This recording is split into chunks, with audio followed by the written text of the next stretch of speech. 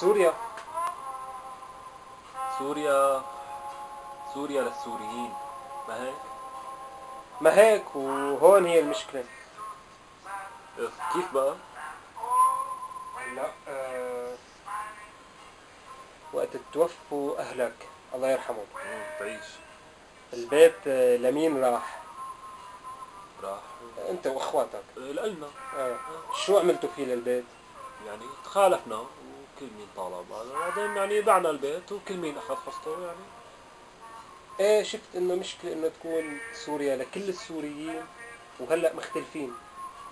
مم، يعني يعملوا مثلنا ما قلت لك يعني. ايه خلص منبيعها، اها. وكل واحد ياخذ حقه وبيعمل اللي بده اياه بحقه. شو عليه؟ مشكلة.